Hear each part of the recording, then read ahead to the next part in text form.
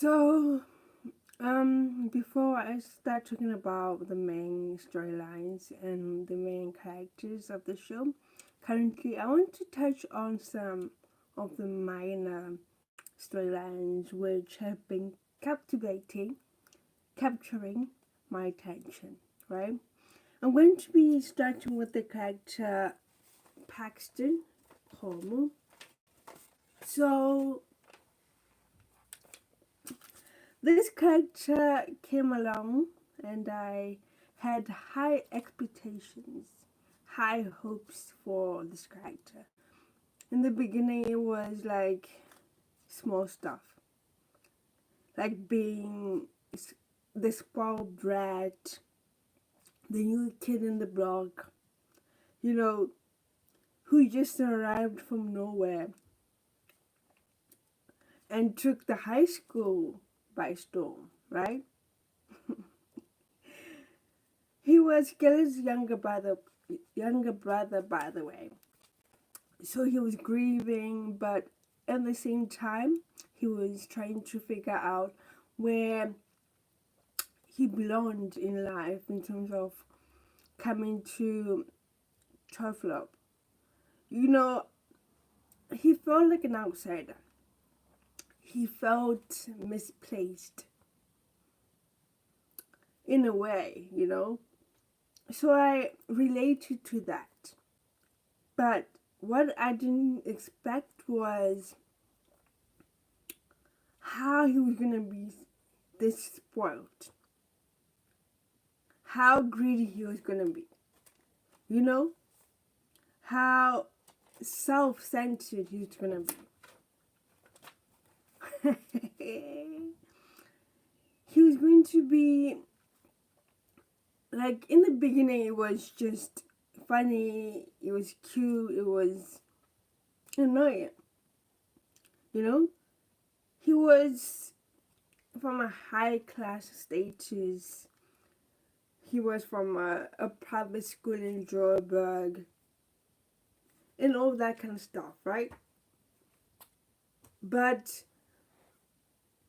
when he arrived in Turflop, he saw himself as the god.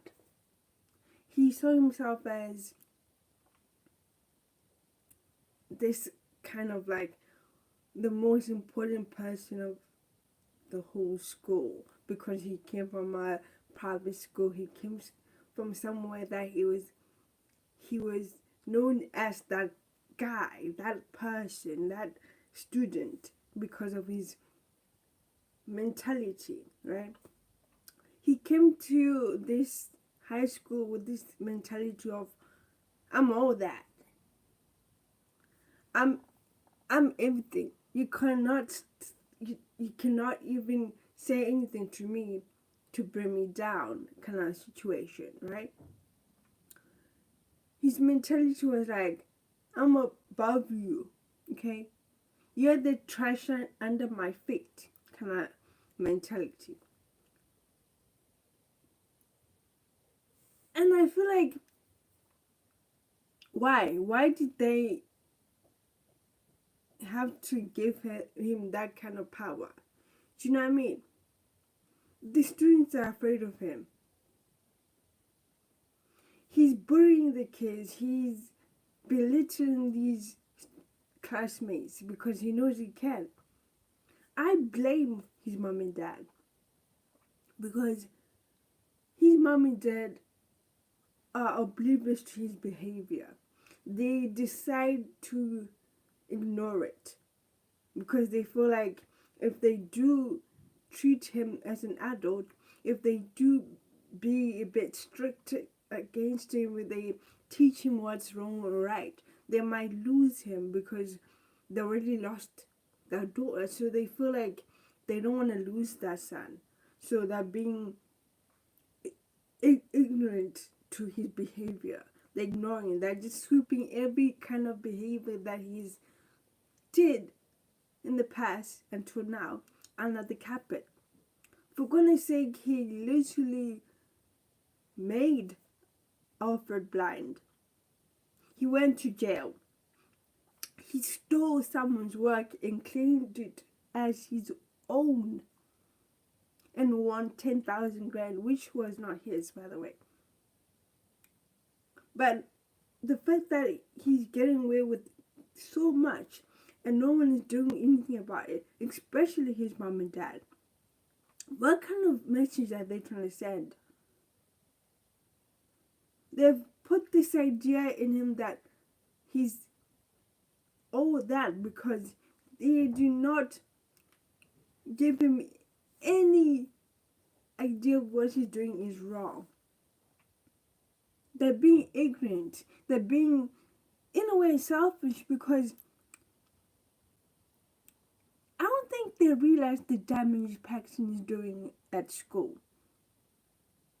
These kids are terrified. He intimidates every student at that school. And they know that if they do something wrong against him, he's going to do something back.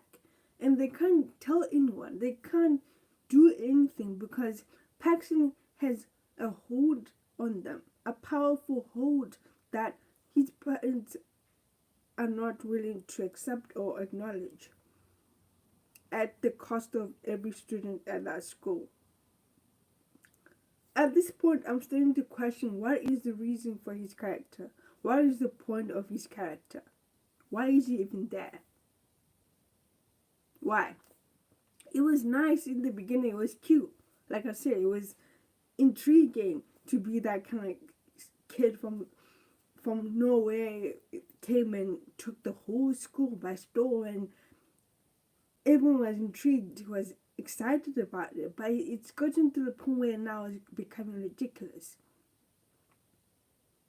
His own parents are not willing to accept that their young boy is not smart, is not the good boy that they claim he is. Because if they do acknowledge it, that means they've been such bad parents, and they do not want to acknowledge that. It will show that our household is not in the right state of place right now. The way we are parenting our son is wrong. Until they actually acknowledge that, there's no progress. There won't be any progress whatsoever. And Paxton is going to continue with this behavior because his parents are not willing to accept that they are the problem, that they are enabling his behavior by not even trying to acknowledge or teach him what's right or wrong. Now let's move on to the main characters, Preeti and Lehasa, Khewzi, Lehasa is really lost. He's confused. Yes, Khewzi has finally left the apartment. Yes, he's with Preeti finally, but I feel like he's so far gone. Mentally, he's not there. He's not present within that relationship he has with Preeti. On the other hand, Preeti is happy. She's excited to begin her new chapter with Lehasa, that because now that Khewzi's out of the picture, figuratively, she won't be there like physically, but she won't go anywhere because she's the mother of Lehasa's unborn child. But right now, she's gone. So she's happy about that. My girl is seriously planning her future. She has like a list of what's going to happen in the upcoming years or couple of weeks. Like she's planned it all out. She's going to get married to him, have kids with this man. And when she brought that up, the terror, the intensity of shock that came over Lehasa's face, his reaction, he was terrified. He did not expect that from Preeti. Now, my question is, why was he that surprised because he's the one who has made those kind of promises. Bloody hell, he's cohabitating with Preeti. He has given Preeti that title of wife without actually being legal. He's making Preeti treat him like his wife. So why don't you just make it legal and actually commit to this woman, to this young girl? She has left everything she knew for you. She left her family, her brother, her mom, her sister, her nephew for you. And now you're not willing to commit to her while she committed everything to you. That's a bit selfish, to be honest. I'm not gonna lie. It is a bit selfish on Lehasa's part. But when it comes to Khewzi, I'm happy that she's gone. But she tried it. She actually tried it by trying to kick out her cousin before Lehasa could see her. But that did not work. That did not work because Lehasa saw her. And I bet Khewzi was literally pissed off deep down. Honestly, I think Lehasa is not mentally present within this relationship. He's not. He has so much in his mind that he can't even enjoy the relationship he has with Preeti. And I think Preeti actually senses, she can sense that he's disconnected. He's distant because he has so much to deal with.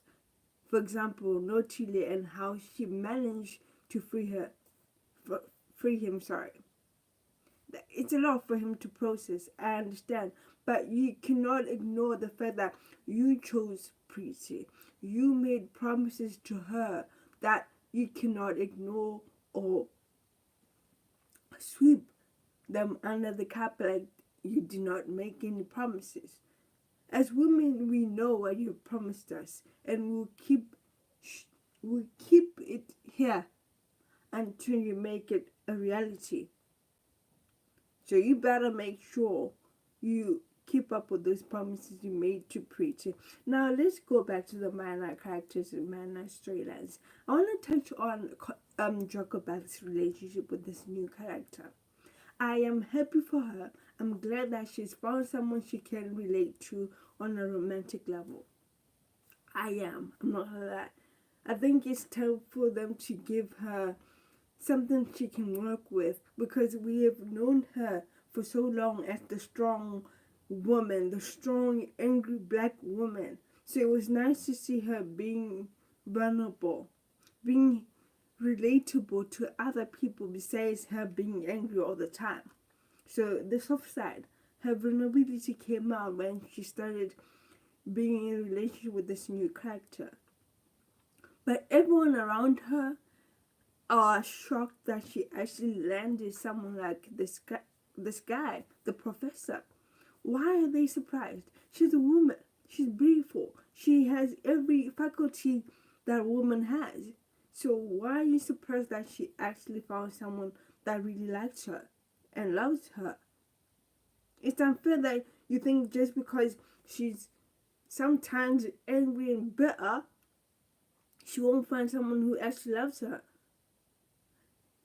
On top of that, I really like how she has found that soft side of her, which I think was hidden because of the trauma, the history she has had with her previous husband, Lizzie's father. So it's nice to see her on that kind of level. But for me, it's cringe when they become a bit lovey-dovey. They kiss, they hug, and they rub each other's feet. It's cringe for me. I can't, it's literally, I cringe while watching it. Maybe because I was watching it with my mom, I don't know. But seeing old people be that kind of romantic, that touchy, PDA, it's cringy for me anyway. But I appreciate that she's finally found someone that she really liked and loved, and someone who loves her back. You know, everyone is really surprised. I don't know why. Why is everyone surprised? She's a woman. She's beautiful. Okay? She found a man that can handle her. Duh. There's every woman for every man.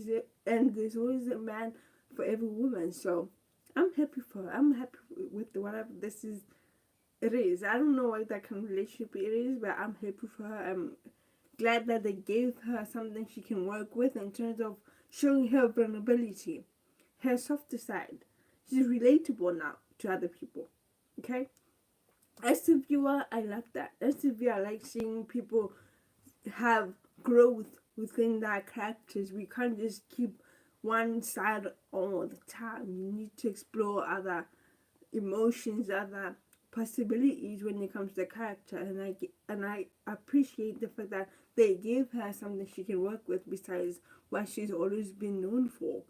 Anyway, let me know what you thought about this couple of episodes of Skeem. Don't forget to like, subscribe, and share this video. Don't forget to click on the notification bell to get notified when I post a new video. Peace. I'm out.